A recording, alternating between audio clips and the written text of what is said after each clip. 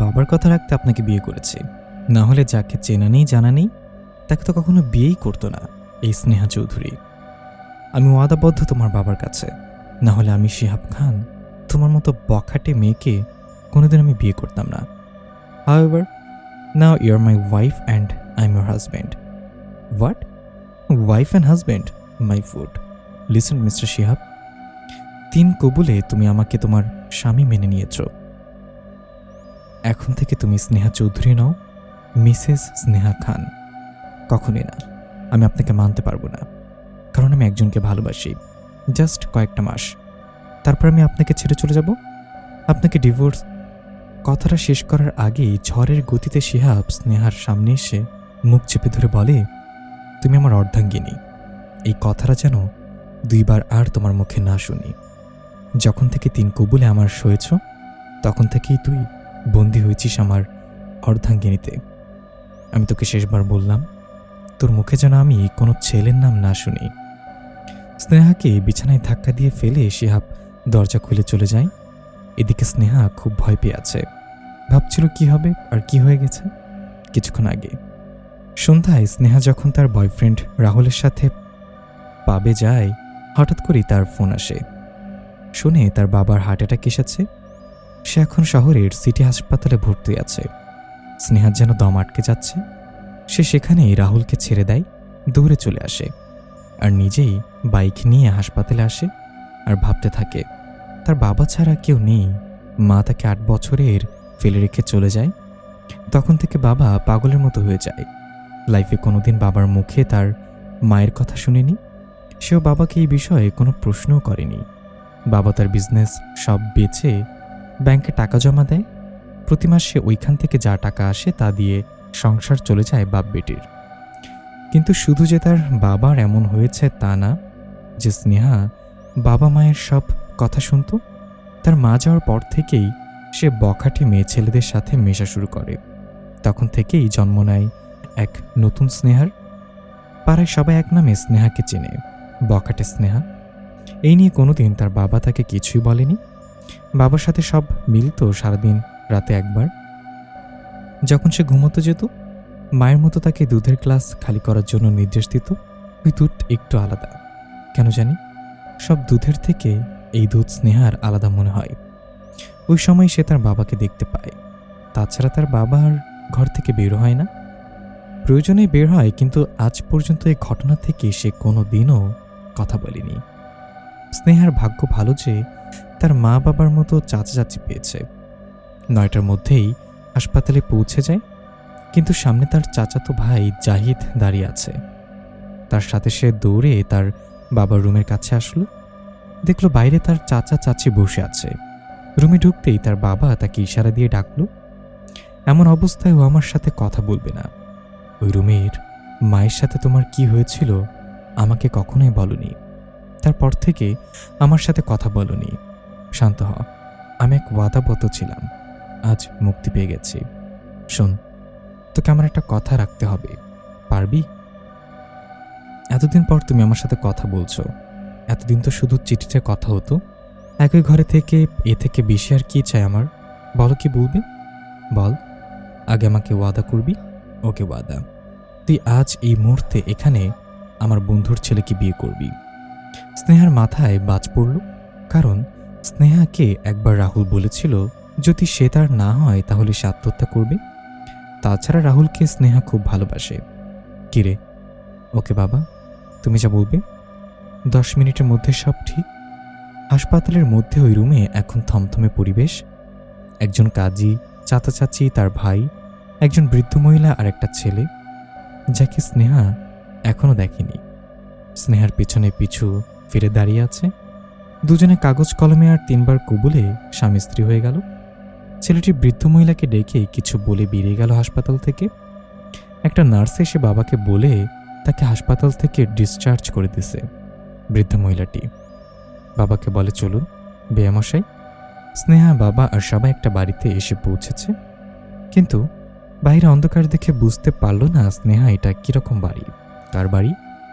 কিন্তু স্নেহা এটা বুঝল বৃদ্ধা মহিলাটি তার শাশুড়ি। বাড়িতে আসতে আসতে 11টা বেজে গেল।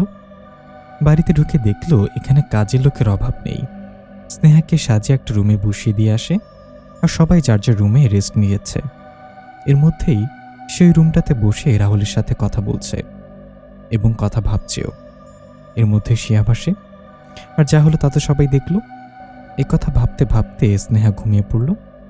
অন্যদিকে শিহাব রাগ করে বাসার ছাদে বসে আছে। হঠাৎ তার মা আসলো। কিরে, অনেক রাগ করে আছো আমার বৌমায়ের উপর? হ্যাঁ, অনেক। আজ যদি রুম থেকে বের না হয়ে আসতাম কিছু একটা হয়ে যেত। কি হয়েছে খুলে বল আমায়। শিহাব সবকিছু খুলে বলে। আরে শান্ত হও, ও তো এসব কিছু জানে না ওই ঘটনা। ওকে আমি সেই ছোট্টবেলা থেকে ভালোবাসি। তখনও মায়ের জন্য ওর কাছে আসতে পারিনি, আজও নিজে আমাকে ওর থেকে দূরে সরিয়ে দিচ্ছে। আমি যে পারবো না ওকে ছেড়ে থাকতে, কারণ আমার অর্ধাঙ্গিনী, জিনবরের অর্ধাঙ্গিনী। শান্ত হও, আস্তে আস্তে সব ঠিক হয়ে যাবে। তুমি তোমার ভালোবাসা দিয়ে ওর মনে জায়গা করে নিবেই, এটা আমার বিশ্বাস। যাও, এখন রুমে যাও। শিহাব তার মায়ের কথা মতো নিজের রুমে আসলো। এসে দেখে স্নেহা খাটের ওপর গুটিসুটি মেরে শুয়ে আছে। শিহাব স্নেহার কাছে যায় আর ওকে সুন্দর করে নিজের বুকের সাথে জড়িয়ে ধরে ঘুমিয়ে পড়ে। ফজরের আজানের সময় শিহাব আগে ওঠে, স্নেহাকে জাগিয়ে তোলে। স্নেহা উঠে দেখে সে শিহাবকে জড়িয়ে ধরে ঘুমিয়েছিল। সে এক ঝটকায় নিজেকে শিহাবের থেকে দূরে সরে যায়। শিহাব নিজে উঠে ফ্রেশ হয়ে নামাজে চলে গেল, আর স্নেহাকে বলল, নামাজ পড়ে নাও, সব কিছুর জন্য ক্ষমা আছে, নামাজের জন্য নেই। স্নেহা উঠে ফ্রেশ হয়ে নামাজ পড়ে নিল। জায়নামাজে বসে বসে রাহুলের কথা ভাবছে। তখনই শিহাব রুমে প্রবেশ করল। এবার স্নেহা বিষয়টা খেয়াল করে। শিহাব রুমে প্রবেশ করলে একটা সুগন্ধি ঘ্রাণ বের হয়, আরও চলে গেলে ওই ঘ্রাণটা চলে যায়। এই ঘ্রাণটা স্নেহার খুব ভালো লাগলো। কিন্তু সে আরেকটা ব্যাপার খেয়াল করলো, এখন পর্যন্ত সে তার স্বামীর মুখটা দেখতে পেল না। শিহাব সময়ই অন্ধকারে তার সামনে আসে। আপনার শরীরের ঘ্রাণটা খুব ভালো, ভালো, এখন ঘুমিয়ে পড়ো। আমি আপনার সাথে একসাথে এক খাটে ঘুমোতে পারবো না। কথাটা বলতেই শিহাব স্নেহার দিকে এগিয়ে এলো, আর তাকে কোলে তুলে নিয়ে বিছানার পাশে রেখে নিজেও বিছানায় শুয়ে স্নেহাকে জড়িয়ে ধরে ঘুমিয়ে পড়ে। স্নেহা নিজেকে অনেক ছাড়ানোর চেষ্টা করে, কিন্তু পারল না। শেষে ক্লান্ত হয়ে ঘুমিয়ে পড়ে। শিহাব দেখে স্নেহা ঘুমিয়ে পড়েছে। তুমি এভাবে একদিন আমাকে মেনে নেবে, আর তোমাকে বাধ্য করার দায়িত্ব আমারই। এটা তোমার জিনবারের ওয়াদা, আমার অর্ধাঙ্গিনী। এ বলে শিহাবও ঘুমের দেশে পাড়ি দিল। সকালে স্নেহার ঘুম ভেঙে যায় শিহাবের আগে। দেখে সে শিহাবের খুব কাছে। শিহাবের শরীরের ঘ্রাণ তাকে খুব মাতিয়ে তুলেছে। সে যখন শিহাবকে দেখে শুধু হা করে আছে। এই প্রথম সে তার স্বামীকে দেখছে। স্নেহা অবাক হয়ে গেল, কারণ শিহাবের মুখে যেন নূর ফুটে উঠেছে, ঠিক তার বাবার মতো। কারণ তার বাবারও মুখে এরকম নূর ফুটে ওঠে, কিন্তু শিহাবের শরীরের মতো ঘ্রাণ কখনো কোথাও সে এরকম পায়নি। আমাকে নিয়ে পর্যবেক্ষণ করা হচ্ছে নাকি আরও বাকি আছে? স্নেহা প্রথমে থমথমে উঠল, আর শিহাবের কাছ থেকে দূরে সরে গেল। শিহাব স্নেহাকে টেনে একটা কপালে চুমু দিয়ে উঠে ফ্রেশ হতে চলে গেল। স্নেহা অবাক হয়ে গেল। এর মধ্যেই একটা কাজের লোক এসে স্নেহাকে তার জিনিসপত্র দিয়ে গেল। স্নেহা তার মোবাইলটা চার্জ দিয়ে সব ঠিকঠাক মতো দেখতে লাগলো। স্নেহা খুব মুগ্ধ হয়ে গেছে, কারণ একটা ছেলে মানুষ এর রুম এতটা গোছানো। স্নেহা তো নিজের রুমকে অগোছালোই রাখত। এর মধ্যেই অবাক হওয়ার কিছুই নেই। তুমি চাইলে অগোছানো করে রাখতে পারো আমার রুম, আমি প্রতিবার গুছিয়ে দিব। স্নেহা পিছনে ফিরে তাকাতে দেখে শিহাব খালি গায়ে টাওয়াল পেঁচিয়ে দাঁড়িয়ে আছে। স্নেহা একটা চিৎকার দেয়, আর সাথেই সবাই দরজার বাইরে থেকে দরজা টোকাচ্ছে যে ভিতরে কি হয়েছে।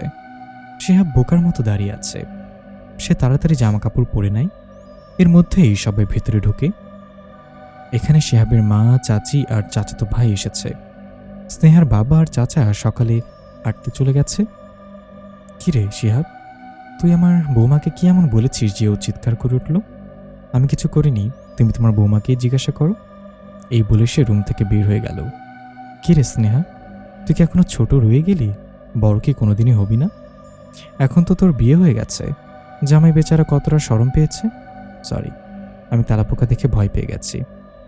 আচ্ছা, যা হওয়ার তা হয়ে গেছে, এখন সবাই চলো। আর মা স্নেহা, তুমি ফ্রেশ হয়ে নাও। এই বলে চাচি আর শিহাবের মা চলে গেল। চাচাতো ভাই বলল, স্নেহা, তোর সাথে আমার কিছু কথা আছে, আমার সাথে দেখা কর। এই বলে সেও চলে গেল। স্নেহা সবসময় কথা তার ভাইয়ের সাথে শেয়ার করে। সে বুঝতে পারল যে তাকে তার ভাই জরুরি কথা বলবে। স্নেহা ফ্রেশ হয়ে নিচে নামলো। কারণে বাড়ি তার দোতলা আর খুব সুন্দর করে সাজিয়েছে, যেন একটা রাজবাড়ি। স্নেহাকে দেখে তার শাশুড়ি বলল, শিহাব বসে আছে খাবার টেবিলে, তোমার জন্য অপেক্ষা করছে। সবাই খেয়ে নিয়েছে, তুমি যাও, তোমরা দুজনও খেয়ে নাও। স্নেহা খাবারের টেবিলের সামনে দাঁড়িয়ে আছে। তোমাকে ইনভিটেশন দিতে হবে বসার জন্য এবং খাবারের জন্য। স্নেহা চুপচাপ বসে পড়ল, কারণ কাল রাত থেকে তার কিছু খাওয়া হয়নি। সে প্লেটে হাত দিতেই, don't touch it, come here now. এই মুহূর্তে বাড়িতে কেউ নেই, সবাই যার যার কাছে ব্যস্ত। স্নেহা একটু ভয় পেয়ে শিহাবের পাশের সিটে বসে। শিহাব একটা প্লেটে খাবার বেড়ে নিল আর বলল, কোনো কথা বলবা না, চুপচাপ খেয়ে নাও। স্নেহা আর কথা বাড়ল না, শিহাবের হাতে চুপচাপ খেতে থাকলো। এদিকে শিহাব নিজেও খাচ্ছে আর স্নেহাকে খাইয়ে দিচ্ছে। আজ স্নেহার মাঝে এক অন্যরকম অনুভূতি কাজ করছে। হঠাৎ রাহুলের কথা মনে পড়তেই স্নেহা না খেয়ে দৌড়ে উঠে চলে আসে নিজের রুমে।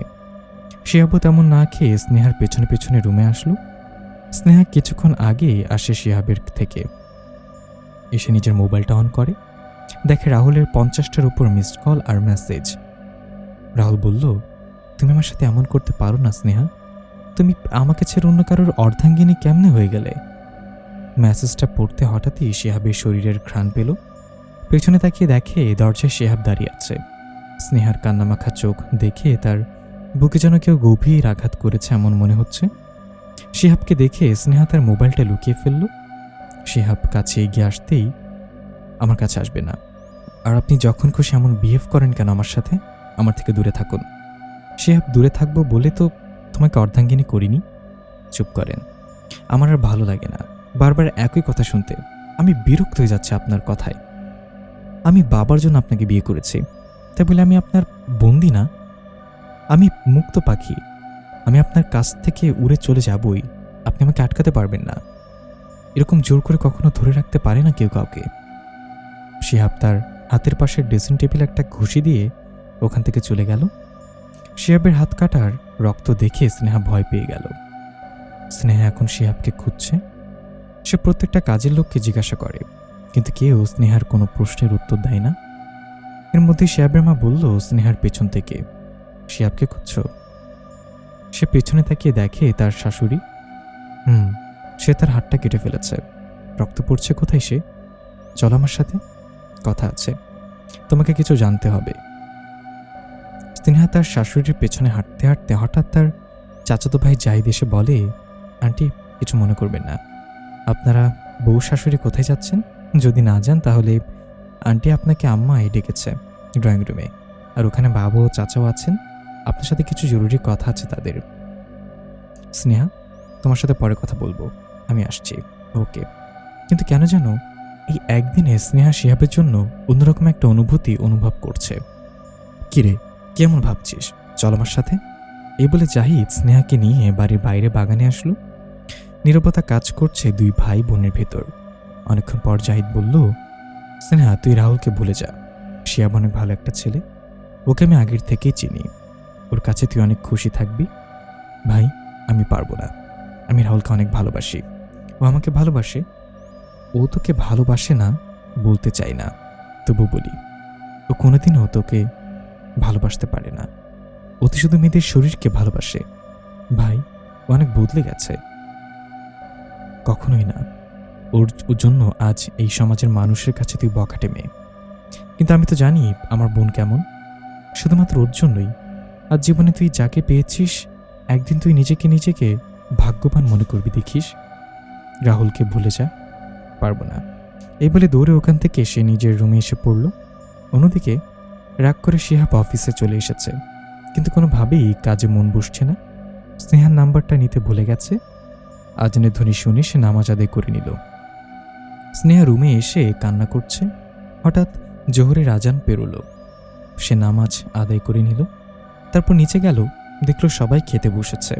তার শাশুড়ি তাকে ডেকে বসতে বলল। সে তার বাবার পাশে বসল। বাবা, তুমি এখন কেমন আছো? মারে, তোমাকে মাফ করে দিস, এছাড়া আমার যে আর কোনো উপায় ছিল না। বাবা, তুমি এগুলো কি বলছো? আমার কোনো আফসোস নেই, তুমি ভালো আছো এটাই অনেক। আর আমার এখন খাবারের কোনো ইচ্ছেই নেই, পরে খেয়ে নেব। তুমি খাও বাবা, আপনারও খান সবাই। এই বলে স্নেহা উপরে চলে আসলো। বিছানায় শুয়ে শুয়ে রুমটা আবার পর্যবেক্ষণ করতে করতে ঘুমিয়ে পড়ল। আছরের আজানে ঘুম ভেঙে গেল। সে নামাজ পড়ে নিল আর বারান্দায় গেল। বারান্দায় যেয়ে দেখল তার বাবা আর সবাই খুশি মনে গল্প করছে।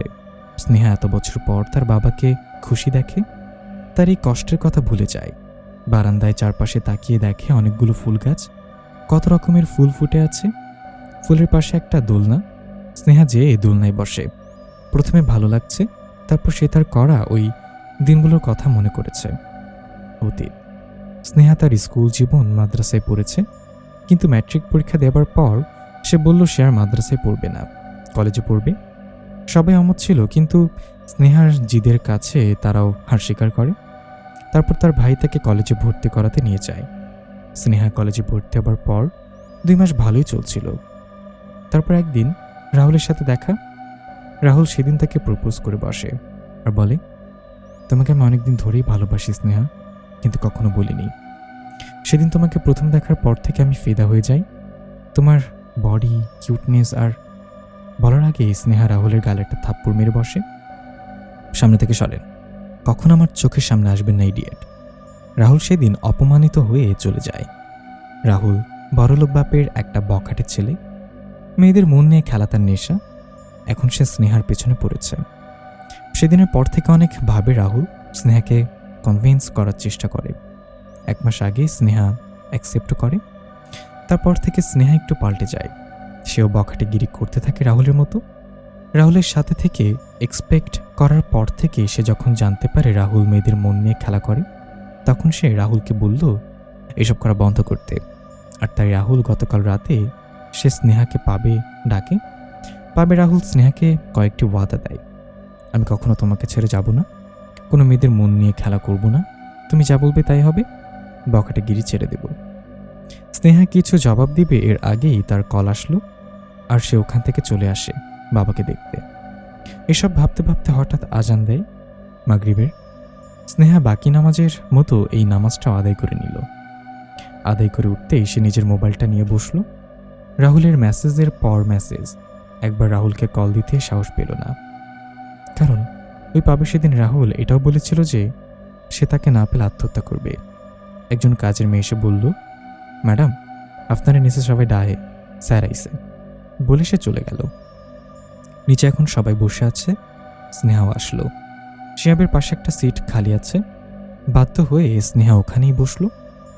এখন সবাই এখানে উপস্থিত আছে। আমি বলছি কি বেহিমশাই, বিয়েটা তো খুব সাধারণভাবে হয়েছে। আমি চাই ধুমধাম করে হোক, কি বলেন আপনি? হ্যাঁ, কিন্তু ভাই ভাবি আপনারা কি বলেন? কারণ আমার অবর্তমানে আপনারাই স্নেহাকে বড় করেছেন। চাচা চাচি সবাই রাজি, তাই তারাই ঠিক করলো পরশুদিন থেকে সব অনুষ্ঠান আরম্ভ করবে। এখন সবাই সবার রুমে অবস্থান করছে। রাত 10টা। স্নেহা অবশেষে রাহুলকে কল করে দিল, কেমন আছো রাহুল? কেমন আর থাকি, তুমি তো এখন অন্যের অর্ধাঙ্গিনী। তোমার উপর সব দায়িত্ব অধিকার এখন অন্যর। আমি শুধু তোমাকে চেয়েছি। উনি আমাকে টার্চও করেনি।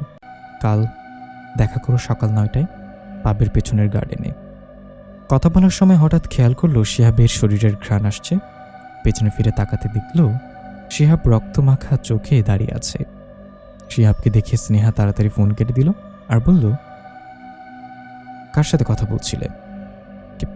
কেউ না ভাই, জাহিদের সাথে। আপনার হাতের এখন কি অবস্থা? আমি মিথ্যা বলা পছন্দ করি না স্নেহা, ঠিক শুনতেও না। যাই হোক, ভালো আছে হাত, ব্যান্ডেজ করে দিছে আমার পিয়ে। এখন ঘুমাবো, চলো। তো যান, আপনি ঘুমান, আমি আপনাকে বাধা দিছি নাকি? শিহাব স্নেহাকে কোলে তুলে নিয়ে বিছানায় শুইয়ে দেয়। সে অপর পাশে শুয়ে স্নেহাকে জড়িয়ে ধরে আছে। আপনি কি শুরু করেছেন?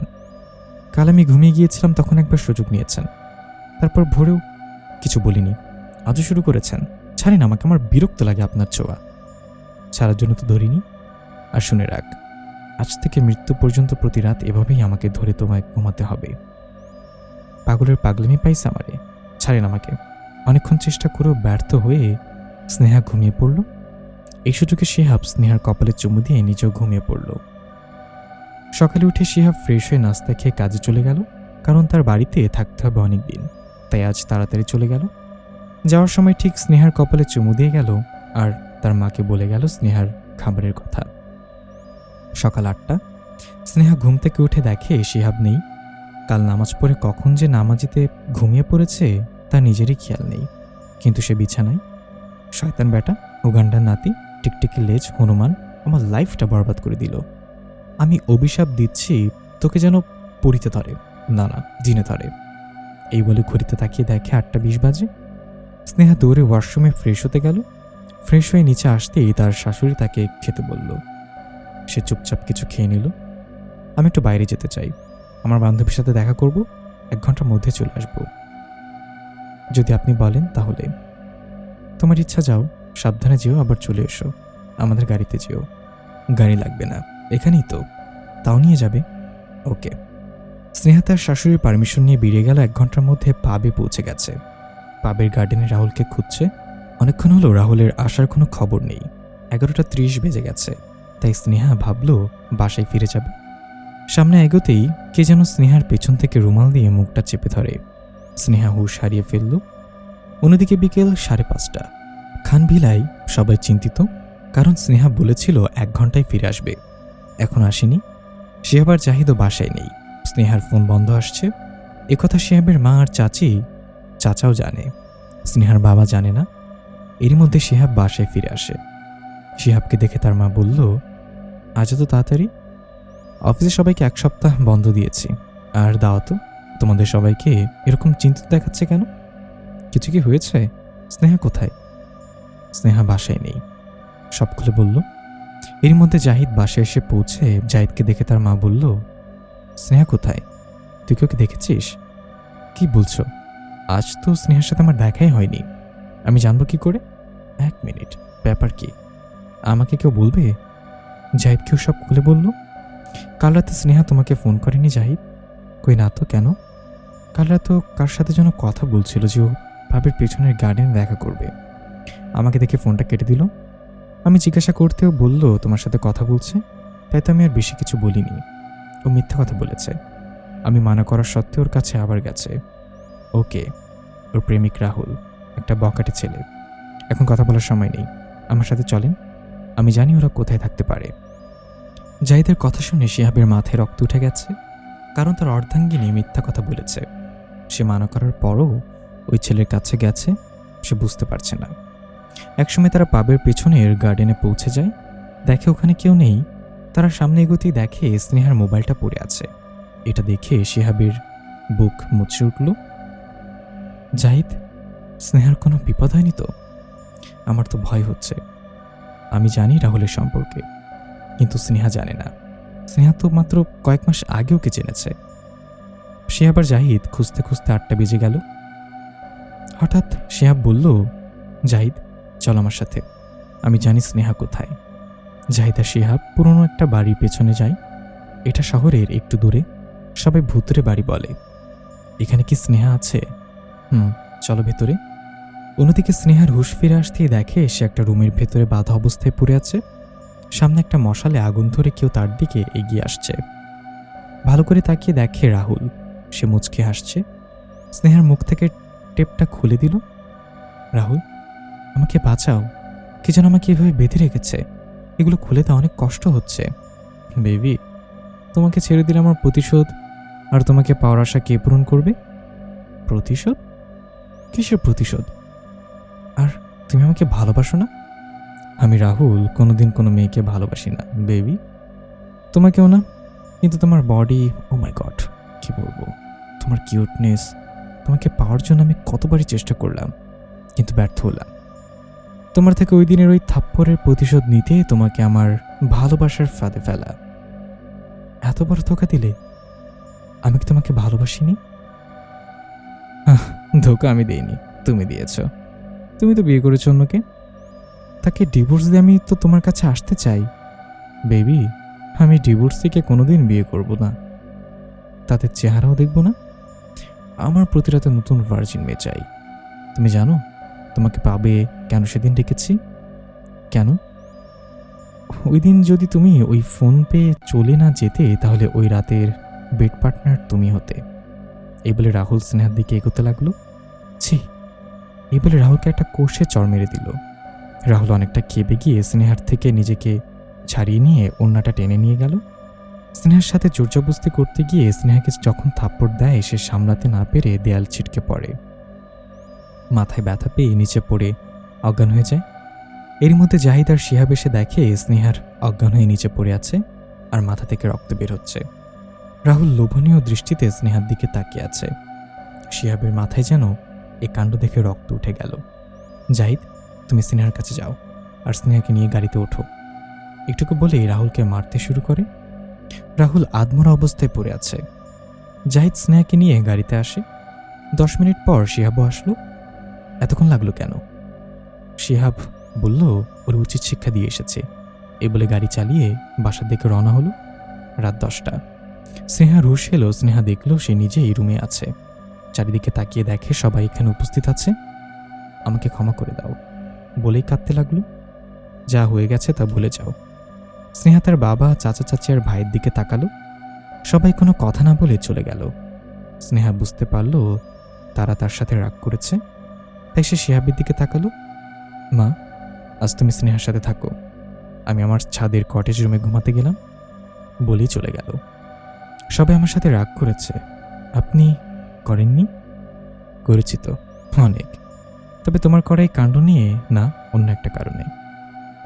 আমি আর কি ভুল করেছি?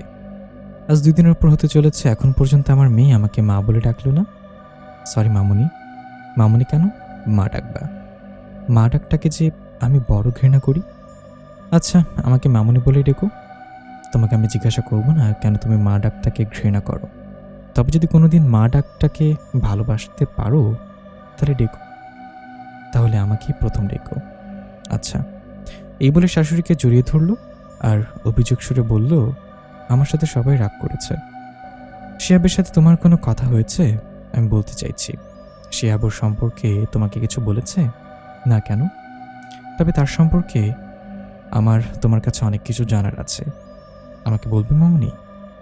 বলবো তো অনেক কিছু, কিন্তু আমি চাই আগে শিহাব নিজ থেকে তোমাকে কিছু বলুক নিজ সম্পর্কে, তারপর না হয় আমি বাকি কিছু বলবো।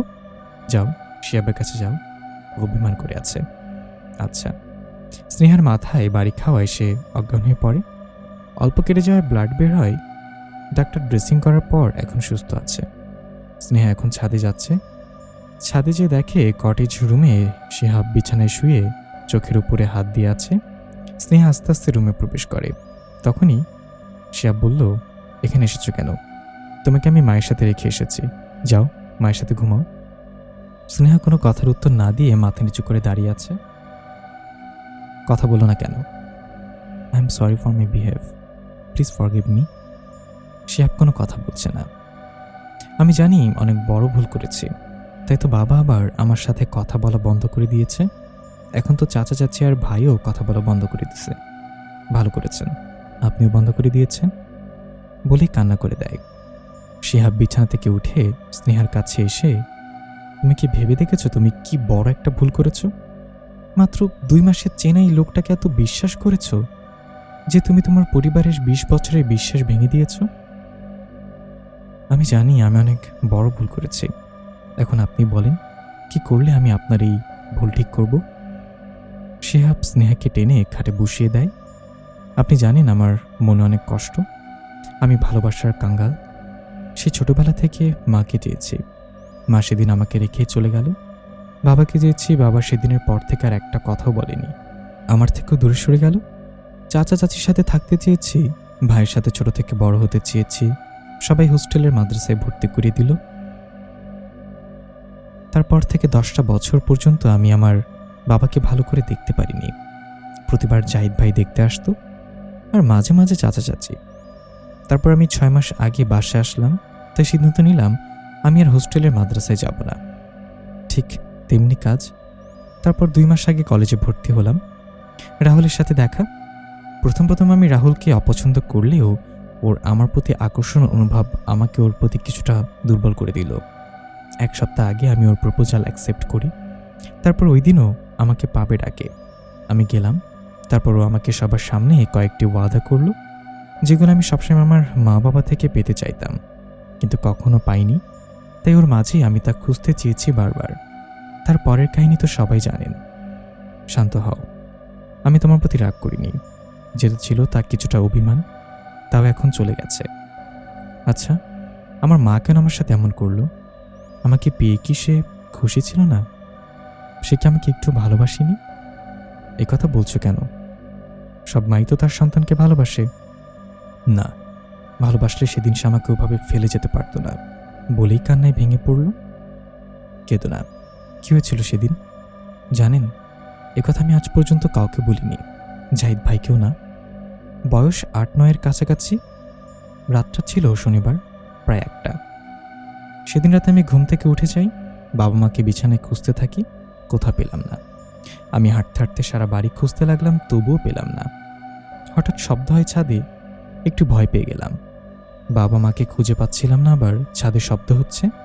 আমি আস্তে আস্তে ছাদের দিকে এগোতে লাগলাম। ছাদের দরজা খুলে দেখি বাবা মা দাঁড়িয়ে আছে। মায়ের শরীরে সাদা কাপড়, আর সেই সাদা কাপড়ে রক্তের দাগ লেগে আছে। মাকে দেখতে খুব ভয়ঙ্কর লাগছে। বাবা আর মায়ের মধ্যে ঝগড়া হচ্ছে অনেক। আমি পেছন থেকে বললাম, তোমরা ঝগড়া করো না। হঠাৎ মা আমার দিকে তাকালো। মায়ের ভয়ঙ্কর রূপ দেখে আমি ভয়ে এক চিৎকার দেই, আর ওইখানে জ্ঞান হারিয়ে ফেললাম। তারপর কি হয়েছিল আমার আর জানা ছিল না। সকালে উঠে দেখি চাচা চাচি, বাবা আর জাহিদ আমার বিছানার পাশে বসে আছে। আমি বাবাকে বললাম, আমার মা কোথায়? বাবা সেদিন বলল সে আমাদের ছেড়ে চলে গেছে, আর ফিরে আসবে না। তবু আমি জিদ করতে লাগলাম। সারাদিন না খেয়ে মায়ের কাছে যাওয়ার বাহানা ধরলাম, কিন্তু মাকে আর পেলাম না। আমি মন খারাপ করে বারান্দায় বসে আছি। ঠিক তখনই মাগরিবের আজান দেয়। আমি দেখলাম মা আমাদের গেটের সামনে শিউলি গাছটার নিচে দাঁড়িয়ে আছে। আমি তো মাকে দেখে খুব খুশি হয়ে যাই, তাই এক দৌড়ে আর জোরে মা বলে তার দিকে ছুটে যাই। কিন্তু আমি যতই সামনে এগোচ্ছি ততই মা আমার থেকে দূরে সরে যাচ্ছে। একসময় আমি শহরের পাশের পাহাড়ের চূড়ায় উঠে গেলাম। চারিদিকে তাকিয়ে দেখি মা আর নেই। হঠাৎ হুঁশ ফিরে আসে। দেখি আমি একেবারে চূড়ায় পাহাড়ের। আমি ফিরে আসতে দেখি মা পেছনে দাঁড়িয়ে আছে। আমি মাকে জড়িয়ে ধরলাম, বললাম, কোথায় চলে গিয়েছিলে তুমি মা? মা বলল, অনেক দূরে। যাবি আমার সাথে? আমি বললাম, হ্যাঁ যাব। তোমাকে ছাড়া আমার ভালো লাগে না মা, আমাকেও তোমার সাথে নিয়ে যাও। আচ্ছা।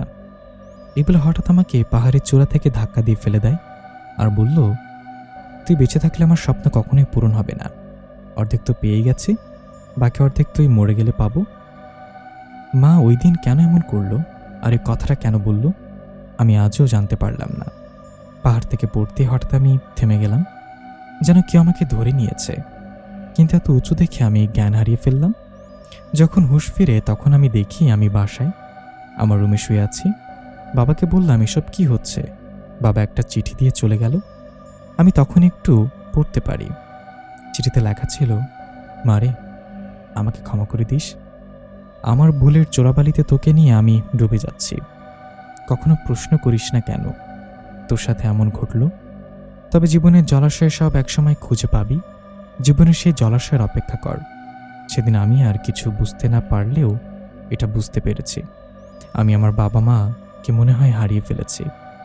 ঠিক তেমনই আজ পর্যন্ত আমি আমার মাকে আর দেখিনি। সেদিনের পর থেকে বাবাও দূরে সরে গেল। এমনটা বলতে বলতে স্নেহার কান্নার বেগও বাড়তে থাকে। এমনটা দেখে শিহাবের ভেতরে যেন সবকিছু দুমড়ে মুচড়ে যায়। স্নেহা, তুমি বসো, আমি এখনই আসছি। এই বলে শিহাব পানি আনতে নিচে যায়। পানি নিয়ে আসতে আসতে একটু লেট হয়, কিন্তু এসে দেখে স্নেহা ঘুমিয়ে পড়েছে। তাই স্নেহাকে আর না জাগিয়ে নিজেও স্নেহাকে জড়িয়ে ধরে ঘুমিয়ে পড়ে। সকালে স্নেহার ঘুম ভাঙল। বিছানায় তাকিয়ে দেখে শিহাব নেই। চারিদিকে তাকিয়ে দেখে কোথাও শিহাবকে পেল না। তারপর সে ওখান থেকে নিজের রুমে চলে গেল। এসে ফ্রেশ হয়ে দেখল ঘড়িতে 9টা বাজে। হঠাৎ খেয়াল হলো বাড়িতে শোরগোল শোনা যাচ্ছে। সে দ্রুত নিচে নামল। নিচে নেমে দেখে ড্রয়িং রুমে কেউ নেই। তার শাশুড়ি ফোনে কথা বলছে। সে শাশুড়ির কাছে যেতেই, স্নেহা, আমি ফোনে কথা বলছি, যাও, টেবিলে সব নাস্তা রাখা আছে, খেয়ে নাও। বাকিরা কোথায়? বাকিদের খুঁজছ নাকি আমার? বলতে স্নেহা একটু মুচকি এসে খাবারের টেবিলে চলে গেল। সবাই কাজে ব্যস্ত। কাল বড় করে অনুষ্ঠান হবে। তোমাদের বিয়ের খবর সবাইকে বলা হয়নি, তাই অনুষ্ঠানে বলে দিব। শিহাব তার চাচাতো ভাই বোন, মামাতো বোন তাদেরকে রিসিভ করতে গেছে, তাড়াতাড়ি চলে আসবে। আচ্ছা, এই বলে স্নেহা খেতে লাগলো। হঠাৎ বাড়ির বাইরে গাড়ির শব্দ হচ্ছে, তাই খাবার রেখে স্নেহা শুধু আইসক্রিমের বাটি নিয়ে বাইরে যেতেই দেখে একজন মেয়ে আর 3জন ছেলে, সাথে আরও 4জন পুরুষ মহিলা গাড়ি থেকে নেমে লাগেজগুলো বাড়ির কাজে লোকেদের দিয়ে দিল। স্নেহা এদিকে সেদিকে তাকাচ্ছে, কিন্তু শিহাবকে দেখতে পাচ্ছে না। প্রথম গাড়িটার পেছনে আরেকটি গাড়ি দেখে এসে থামল। ওই গাড়ি থেকে শিহাব নামলো, সাথে একটা মেয়ে, দেখতে সেই মডার্ন মিনি স্কার্ট আর একটা গেঞ্জি পরা, দেখতে ইংলিশ ছবির নায়িকাদের মতো দেখতে। শিহাব হাঁটা দিল, কারণ সে দেখল স্নেহা দরজায় দাঁড়িয়ে আছে আর লোকগুলো কারা তা বোঝার চেষ্টা করছে। সামনে হাঁটা দিতেই মেয়েটা শিহাবের হাত ধরে টান ধরে দাঁড় করিয়ে দিল। গাড়িতে আসা এক মহিলা বলল, ওই মেয়ে, এখানে আসো আর আমার এই লাগেজটা নিয়ে যাও। ওখানে দাঁড়িয়ে আছিস কেন? কথাটা বলার সাথে সাথে সবার চোখ এখন স্নেহার দিকে। চাচি, আমার অর্ধাঙ্গিনী মিস স্নেহা শিহাব। বলার সাথে সাথে মেয়েটি শিহাবের হাত ছেড়ে স্নেহার দিকে থমকে তাকিয়ে আছে। শিহাব দ্রুত স্নেহার কাছে এসে, স্নেহা এখানে দাঁড়িয়ে আছো কেন? এরা হল আমার মা মামি, আর তার এক ছেলে এক মেয়ে। ছেলে আয়ান আর মেয়ে আদিবা। এরা আমেরিকায় থাকে। আর ওরা হচ্ছে আমার চাচা চাচি আর তাদের 2 ছেলে 1 মেয়ে, রাত, রায়হান আর রাবেয়া। এরা ঢাকা এয়ারপোর্টের কাছে থাকে। এই সেই মেয়ে না? বাদ দাও না, সবাই ভেতরে চলো। শিহাব তার চাচা চাচি মামা মামিকে নিয়ে বাসার ভেতরে ঢোকে। রাবেয়া দৌড়ে সে স্নেহাকে জড়িয়ে ধরে। আমার ভাবি তো মাশাআল্লাহ কত কিউট। এর মধ্যে রাত আর রায়হান এসে বলল, তুমি আমাদের ভাবি হতেই পারো না। স্নেহা চমকে গেল, বরং আমাদের বোনের মতোই। আজ থেকে তুমিও আমাদের বোন। তোমাকে কি দেখে শিহাব বিয়ে করলো বলেই মুখ বেঁকিয়ে চলে গেল। আর যে যাই বলুক, তুমি হেব্বি কিউট বলে একটা বাঁকা হাসি দিল আর ভেতরে চলে গেল। সবাই ভিতরে ড্রয়িং রুমে বসে আছে। এর মধ্যে স্নেহা আসলো। তখনই মামি বলল, আবিদা, আমাদের এই জন্য নিমন্ত্রণ করেছিলে যে এসে আমরা শুনবো শিহাব বিয়ে করে ফেলেছে, তাও আবার এই মেয়ের সাথে, যে মেয়ের শরীরে আমার। এরই মধ্যে শিহাবের চাচি বলল, কি আপনারা পুরাতন কাহিনী নিয়ে পড়ে আছেন? যা হয়ে গেছে তার মধ্যে তো আমাদের বোমার কোনো দোষ নেই। তা জানি না, কিন্তু ভবিষ্যতে আমার ভাগ্নের ক্ষতি হলে এই মেয়েকে ছেড়ে কথা বলবো না। হয়েছে, যা হবার তা পরে দেখা যাবে। শিহাব যা করার করে ফেলেছে, কিছু করার নেই। যেটা হওয়ার তা হয়ে গেছে, এখন সবাই মেনে নাও। এর মধ্যে স্নেহার বাবা, চাচা চাচি এবং শিহাব এলো। তা আপনারা এতক্ষণ কোথায় ছিলেন? বাবা, চাচা চাচি, তোমরা এদের চেনো? হঠাৎ জাহিদের আগমন। হ্যাঁ, তারা চেনে। আমরাও তাদের মনে আছে। সে ছোট্টবেলায় দেখেছি, এত বছর পর আজ দেখছি। তুই চিনবি না, এত তোর মনে নেই। এদিকে জাহিদকে দেখে রাবেয়া তো পুরো ফ্ল্যাট, সেই রকমের ক্রাশ খেয়েছে। বাকিরা কোথায়? আমার 3 ভাইরা, ওরা উপরে রেস্ট নিচ্ছে। রাবেয়া, তুই তোর বলে দিস আজ বিকেলে শপিংয়ে যাব, কাল তো অনুষ্ঠান। আচ্ছা। শিহাব কাজে লোকেদের বলে দিল, তারা সবার রুম তার যার যার মতো বুঝিয়ে দিল। সবাই রেস্ট নিচ্ছে। স্নেহা শিহাবও তাদের নিজেদের রুমে। শিহাব কতক্ষণ ধরে লক্ষ্য করছে যে স্নেহা কিছু ভাবছে। কি ভাবছ? আচ্ছা, মামা মামি আমাকে ওই কথা কেন বলল? কি কথা বলেছে তোমাকে? এই যে তারা আমাকে চিনেন, আপনার ক্ষতি হবে ভবিষ্যতে আমার জন্য। আচ্ছা, আমি জানি না এমন কিছু ঘটেছিল অতীতে। আরে আরে, কি বলছে এগুলো? তাদের স্বপ্ন ছিল আদিবার সাথে আমার বিয়ে হবে, কিন্তু আমি তো তোমার মতো বখাটে মেয়েকে বিয়ে করে তাদের স্বপ্নে পানি ঢেলে দিয়েছি, তাই কথা বলেছে। আবার আমাকে বখাটে মেয়ে বললেন? কেন বলেছেন যুক্তি দেন, নাইলে আমি। তোমার ভাইও তো বলে, তাই কপি করলাম। আর বাই দ্য ওয়ে, নাইলে তুমি কি? আমি চলে যাব বাবাকে নিয়ে আমার বাসায়। যাও, চলে যাও। আদিবা তো আছেই, তা আজ বিয়ের 4 দিন। আমি কি আমার অর্ধাঙ্গিনীকে কাছে পেয়েছি নিজের করে, যে সে চলে গেলে কষ্ট পাবো? বাবা, কেন এই বচ্চাত বেটার কাছে আমাকে বিয়ে দিস? এই যে শোনেন, আপনাকে বিয়ে না করলেও রাহুলের অর্ধাঙ্গিনী কবেই। বলার শেষে সাথে শিহাব স্নেহার মুখ চেপে ধরে বলল, নেক্সট টাইম ওই কথাটা মুখে কেন মাথায় আনবে না। তুই শুধু আমার অর্ধাঙ্গিনী, আমার। স্নেহা আস্তে আস্তে মুখের থেকে হাত সরিয়ে, তাই নাকি? তাহলে ওই ঢঙ্গি মেয়ের কথা কেন বলতেছেন? প্রেমে পড়লে কি আমার? তাছাড়া মামনি ডাকছে বলে ইঁদোর। সে বুঝতে পারল যে স্নেহা তার প্রেমে পড়েছে। স্নেহা বের হতেই আদিবা শিহাবের রুমে প্রবেশ করল। অন্যদিকে স্নেহা তার শাশুড়ির সাথে দুপুরের নাস্তা রেডি করছে। সবই করা শেষ। এখন সবাইকে ডাকার জন্য তার শাশুড়ি বলল, মা, তুমি শিহাব, রাত, রায়হান, রাবেয়া আর ওদের মা বাবাকে ডাক দাও, আমি বাকিদের ডাক দিচ্ছি। আচ্ছা। এই বলে সবাইকে ডাক দেওয়ার জন্য বউ আর শাশুড়ি যাচ্ছে। রুমে আদিবা আর শিহাব। আদিবা দৌড়ে এসে শিহাবকে জড়িয়ে ধরল। শিহাব আদিবাকে দূরে সরানোর চেষ্টা করছে। আদিবা, আমি তোকে সেই ছোটবেলা থেকে অনেক ভালোবাসি। তুই তারপরও ওই মেয়েকে ভালোবেসেছিস, যে মেয়ের সাথে তোর বাবা মায়ের মৃত্যুর সম্পর্ক আছে। ওর ভেতরে এমন কি আছে যে আমার মধ্যে নেই? আমি কি কম সুন্দর ওর থেকে? তাছাড়া তোর ছোটবেলার কথা মনে নেই? শিহাব আদিবার দূরে সরাতে যেয়েও সে আদিবার সাথে বিছানায় পড়ে গেল। এরই মধ্যে স্নেহা ভেতরে প্রবেশ করল। এসে দেখে আদিবার শিহাব একই বিছানায়, আর আদিবার শিহাবকে জড়িয়ে ধরে আছে। এটা দেখে স্নেহা দৌড়ে রুমের বাইরে চলে গেল। ছাড় আমায়, তুই কোনোদিন আমার সাথে কথা বলবি না।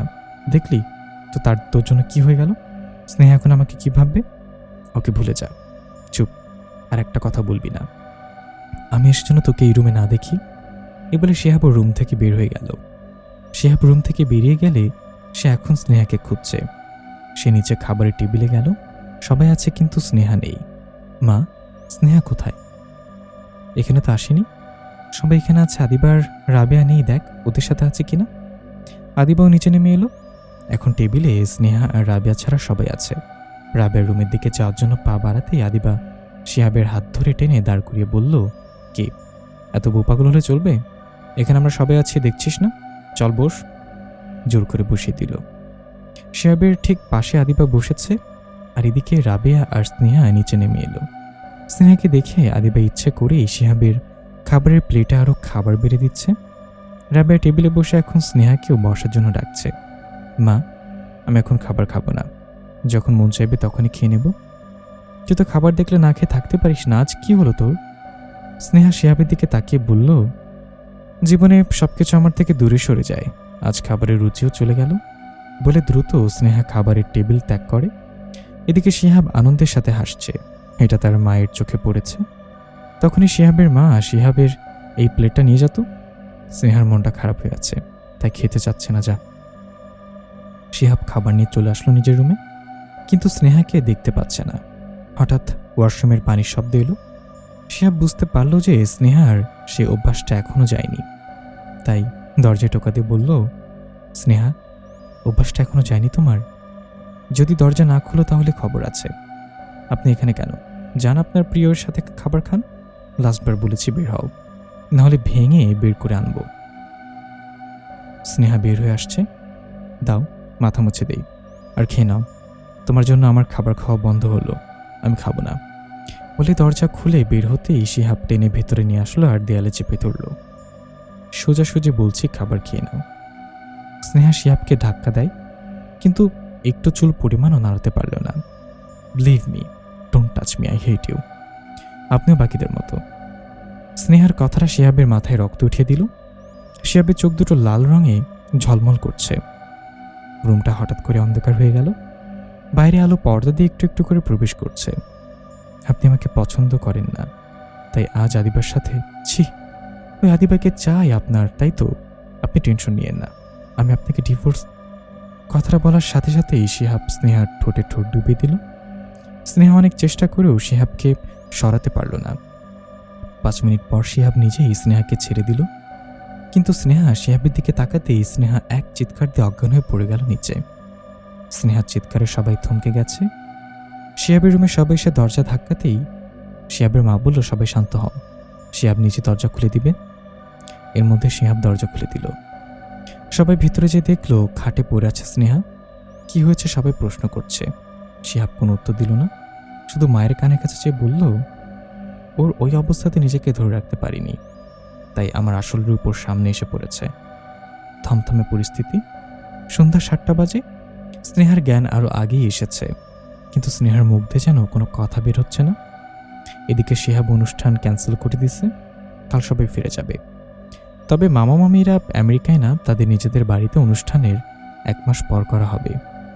9টার দিকে সবাই খাবারের টেবিলে বসে আছে। যার যার মতো সবাই খেয়ে নিচ্ছে। স্নেহা রুমে ঘুমিয়ে আছে। সবাই যার যার রুমে চলে গেল। শিহাব তার মাকে বলল, মা, আমি স্নেহাকে নিয়ে ছাদের কটেজ রুমে যাচ্ছি। আজ স্নেহাকে সব বলে দিব, কেউ যেন ছাদে না যায়, সবাইকে বলে দিও। কিন্তু শিহাব জানে না কেউ একজন তাদের কথা শুনেছে।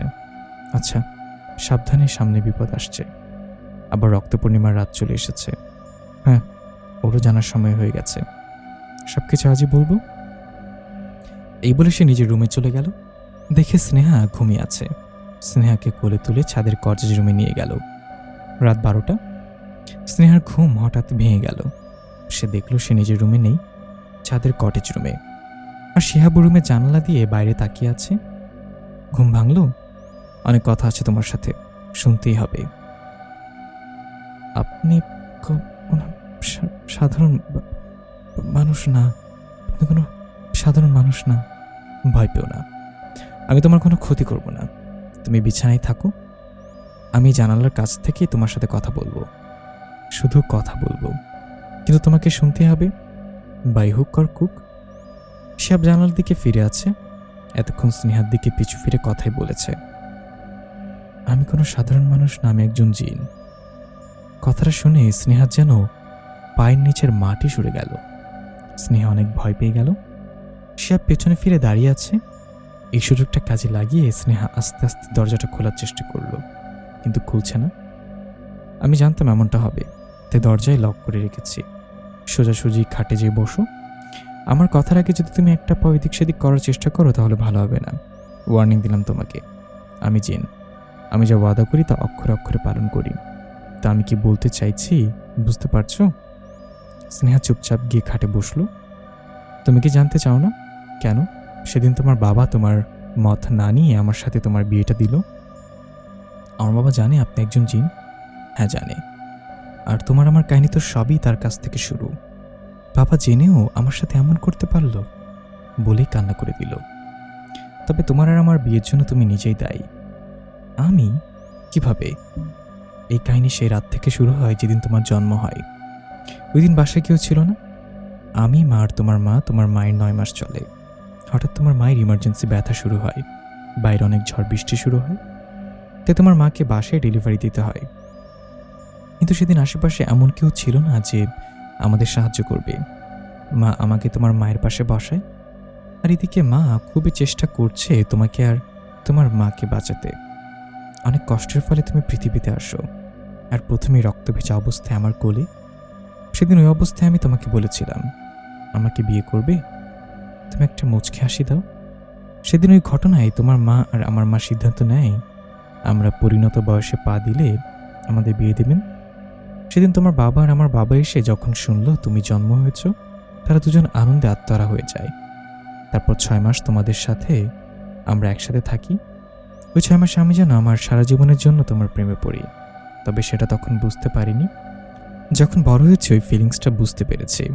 তোমার 6 মাস বয়সে হঠাৎ আমাদের আমেরিকায় যেতে হয়। সেদিন খুব কষ্ট হয়েছিল তোমাকে ছেড়ে যেতে, তাও যেতে হয়েছে বাবার বিজনেসের জন্য। ওখানে যে আদিবার আয়নার সাথে বন্ধুত্ব হলেও তোমারই কথা মনে পড়তো আমার। প্রায় 8-9 বছর পর আমরা আবার দেশে ফিরে আসি। সাথে আমার মামা মামিরাও আসে। আমাদের আসার কথা শুনে চাচা চাচিরাও আসে। সেদিন তোমার বাবা মা আসে, কিন্তু তুমি আসলে না। তোমাকে দেখার জন্য আমি আকুল হয়ে উঠেছিলাম। তো তোমার মাকে জিজ্ঞাসা করলাম স্নেহা কোথায় আন্টি। তোমার মা আমাকে বলল স্নেহার থেকে দূরে থাকার কথা। আমি বুঝতে পারলাম না যে আন্টি আমাকে তার ছেলের মতো দেখতো। আমি না খেলে সেও খেত না। আমার অসুখ হলে মায়ের বদলে সে সারা রাত জেগে আমার খেয়াল রাখত। আমি দেশে আসার আগের রাতেও সে আমার সাথে টেলিফোনে কত কথা বলল। আমি আসলে এটা করবে সেটা করবে, কিন্তু এক রাতের মধ্যে কি এমন হয়ে গেল যে আমার সাথে এমন রুড বিহেভ করলো। ওই বিহেভটা তোমার বাবার চোখে পড়েছিল, তাই সে রাতে তিনি তোমার মাকে একটু বকলো আর কি যেন বলল। আমি এটুকুই শুনতে পেলাম যে আমার আসার আগের রাতে কিছু একটা ঘটেছিল। তারপর আমি আমার মায়ের কাছে যাই। মা বলল তারপর আমি আমার মায়ের কাছে যাই। মা বলল চিন্তা করতে না, কাল তোমার সাথে দেখা করতে আমাকে নিয়ে যাবে। কিন্তু কে জানতো ওই দিনের পর থেকে আমি মাকে হারিয়ে ফেলবো। শুধু মাকে না, বাবাকেও। আপনার বাবা মা নেই? তাহলে ওই মহিলা কে? উনি আমার ফুপু। মাকে তো হারিয়েছি, কিন্তু তার পরিবর্তে আমি আরেকটা মা পেয়েছি, যার আঁচল ধরে আমি বড় হয়েছি। সেদিন রাতে আমি শুধু আমার বাবা মাকে হারাইনি, ফুপি নিজের স্বামী সন্তানও হারিয়েছে। সেদিন রাতে রক্ত পূর্ণিমার রাতে রক্তের কলি খেলা হয়েছিল। আর কি হয়েছিল সেদিন রাতে আমি জানি না, একটু অস্বাভাবিক হয়ে পড়ে শিহাব। শিহাবকে এমন অবস্থায় দেখে স্নেহা শিহাবের কাছে যায় তাকে সান্ত্বনা দিতে।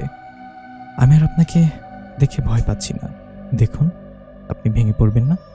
তারপর কি হয়েছিল আর আমার সাথে কেন দেখা করেননি? দেখা করব কিভাবে? সারা রাত মা বাবার লাশ দেখে কেঁদেছি। মা বাবাকে দাফন করে আমি একটু নর্মাল হতেই সন্ধ্যায় তোমার বাবার সাথে দেখা করতে যাই, তো সেখানে আরেক কাণ্ড ঘটে। তুমি কারোর পেছনে দৌড়াচ্ছ মামা বলে, তোমার বাবা চাচা চাচি তোমার পেছনে দৌড়াচ্ছে। সবার শেষে তুমি দেখি পাহাড় থেকে পড়ে যাচ্ছ। আমি তোমাকে কোনো মতে বাঁচিয়ে নিই, তারপর তোমাদের বাসায় তোমাকে নিয়ে যাই। সেদিন তোমার বাবার সাথে আমি ওয়াদা নিই যাতে সে তোমাকে আমার কাছে বিয়ে দেয়। জানি না কেন সেদিন তোমার বাবা তা মেনে নেয়, তবে একটা শর্তে, আমি যেন বিদেশে চলে যাই। সেদিনই তোমাকে শেষ দেখা দেখে ফুপির সাথে আমেরিকা চলে যাই। তারপর থেকে সবই জানো, আমি দেশে আসার সাথে সাথে তোমার সাথে আমার হাসপাতালে বিয়ে হয়। আমাকে মাফ করে দেন, আমার আচরণে কষ্ট পেলে মাফ করে দেন, কিন্তু আমি তো হিসাব মিলাতে পারছি না। সেদিন রাতে কে মেরেছিল এত লোকজনকে, আর তার আগের রাতে কি ঘটেছিল আমার মা বাবার সাথে? ওই সময়ে সাথে যে যাবে, তুমি আয়ন আদিবা মা মামির থেকে দূরে থেকো। কেন? কারণ এই বাসায় সবাই জিন, শুধু তুমি ছাড়া। পাগলে গেছেন? আমার বাবা, চাচা চাচি আর জাহিদ, রাবেয়া, রাত ভাই, রেহান ভাই, আপনার চাচা চাচি তারাও? হ্যাঁ তারাও। আরে কি বলছেন আপনি এগুলো? তাহলে তুমি ভাবো, তোমার 8-9 বছর বয়সে কেন সবাই তোমাকে হোস্টেলের মাদ্রাসায় ভর্তি করে দিল? বাসায় রেখেও তো পড়াতে পারতো। কেন তুমি এত বছর বাসায় আসলে শুধু 2-1 দিনই থাকতে, তারপর আবার সেই হোস্টেলের মাদ্রাসায়? তুমি ভাবো শুধু জাহিদই কেন তোমার সাথে দেখা করতে যেত? জানি না, কারণ তারা সবাই জিন, যাতে তুমি ছোটবেলায় তাদের কোনো কারণে ভয় না পাও তাই দূরে রেখেছে তোমাকে। হতে পারে, কিন্তু আমার বাবা জিন হলে আমি কেন জিন হলাম না এটা আমি জানি না। তোমার বাবা এটা ভালো জানেন। কাল তোমার বাবার কাছে জেনে নিও। তবে তবে কি? সামনে বিশাল বিপদ, আবার সে আসবে রক্ত পূর্ণিমার রাতে। আমাদের জিন পরিবারে জানি না কি হবে। বিপদ? কিসের বিপদ? আর এই রক্ত পূর্ণিমার রাত কবে? আর আপনি কি বলতে চাচ্ছেন? এটা তোমাকে আমি বলতে পারবো না। রক্ত পূর্ণিমার রাত সামনেই, সে রাত কবে আসবে কেউ জানে না। তবে সামনে 4-5 দিনের যে কোনো সময় এই রাত হতে পারে। আমি তোমার কাছে কিছুই চাই না, শুধু একটা জিনিসই চাই, আমাকে দিবে? আমাকে 2বার জীবন দিয়েছেন, এই জীবন তো আপনারই দেয়া। বলেন কি চাই, আমি রাজি। আপনি যা চাইবেন তাই যদি আমার সাধ্যের মধ্যে আসে আমি অবশ্যই দিব, ওয়াদা। জানি না কেন যেন মনে মনে ভয় হচ্ছে। কেন? তোমাকে হারানোর। তোমাকে বিয়ে করার আগে আমি যে ভয় পেতাম তোমাকে হারানোর, আজ আবার সেই ভয় পাচ্ছি। আমি তোমাকে আমার করে চাই, হবে কি আমার? তুমি রাজি আছো আমার অর্ধাঙ্গিনী হওয়ার জন্য? আমি চাই আমাকে আমার রঙে রাঙিয়ে দিতে। স্নেহা কিছু বলল না, শুধু মুচকি হাসলো। স্নেহা শিহাবের প্রেমে পড়েছে, সেও শিহাবের মতো শিহাবকে ভালোবেসে ফেলেছে। সকালে স্নেহার ঘুম ভাঙল। সে চারিদিকে শিহাবকে খুঁজছে, কিন্তু শিহাবকে পেল না। তাই নিচে নিজের রুমে চলে আসলো। এসে ফ্রেশ হয়ে ড্রয়িং রুমে এলো, কিন্তু কাউকে পেল না। আর স্নেহা বাসায় কাউকে না পেল না, নিজের শাশুড়ি বাবাকেও না। স্নেহার মনে আবারও ভয় কাজ করছে, ওই রাতের ভয় যেটা সে 8-9 বছরে ছাদে পেয়েছিল। স্নেহা সম্পূর্ণ বাড়ি খুঁজতে লাগলো, কেউ কাউকে পেল না, বাড়ির কাজে লোকদেরও না। এরই মধ্যে বাইরে আসতেই দেখলো জিহাদ আসছে। দৌড়ে ভাইয়ের দিকে গেল। কি হয়েছে, এত চিন্তিত দেখাচ্ছে কেন? ভাই সবাই কোথায়? আমি জানবো কিভাবে? কাল রাতে আমি আমার বন্ধুর সাথে দেখা করতে গিয়েছিলাম, আসতে আসতে অনেক লেট হয়ে যায়, তাই ওর বাসায় থেকে যাই। আর সকাল হতেই বাবা মা আর চাচাকে নিয়ে যেতে এসেছি বাসায়। তুই এভাবে বলছিস কেন? ভাই বাসায় কেউ নেই। এর মধ্যে গেটের দারোয়ান দৌড়ে আসলো। তার অবস্থা দেখে জিহাদ আর স্নেহা একটু ভয় পেয়ে গেল। মা, আপনি এতক্ষণ কোথায় ছিলেন? কেন? আপনাকে খুঁজতে অনেকগুলো লোক এসেছিল।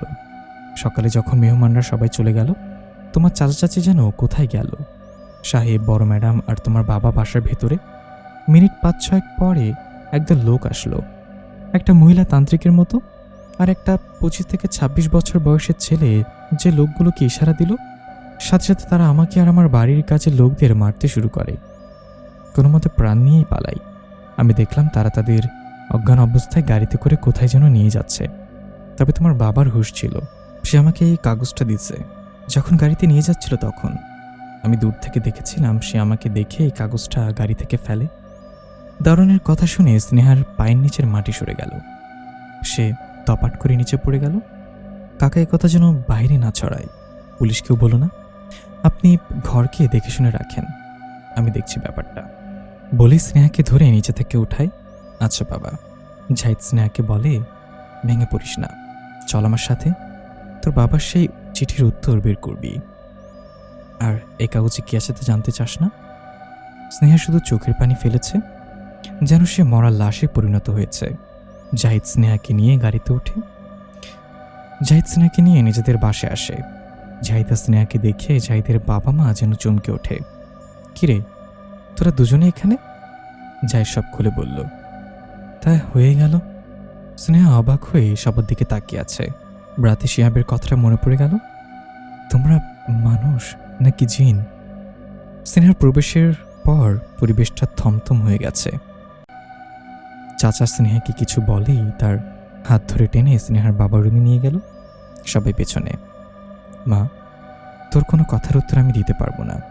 তোর বাবার এই ডায়েরিটা পড়ে যদি তোর কিছু মনে কোনো প্রশ্ন থাকে তাহলে ওই প্রশ্নের উত্তর আমি দেব। স্নেহা নিজের বাবার রুমটা দেখছে।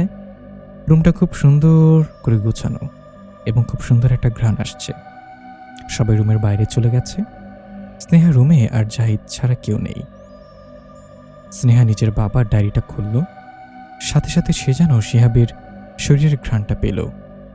ডায়েরিটায় রক্ত লাল দিয়ে লেখা ছিল, জিনবরের অর্ধাঙ্গিনী। পৃষ্ঠে উল্টিয়ে, বিশেষ দ্রষ্টব্য, এখন স্নেহার বাবা মায়ের কাহিনী। আমি হিম, স্নেহার বাবা, আর আমার বন্ধু জয় শিহাবের বাবা। আজ দুজন দুজনকে কথা দিলাম আমরা আমাদের সন্তান হলে একে অপরকে বিয়ে দিয়ে বিয়ে মশাই হব। কথাটা বলার সাথে সাথে আমার ভাই হায়াত আর জয়ের বোন আবিদা হাসতে হাসতে মাটিতে লুটোপুটি খাচ্ছে। কি হলো, হাসছিস কেন তোরা?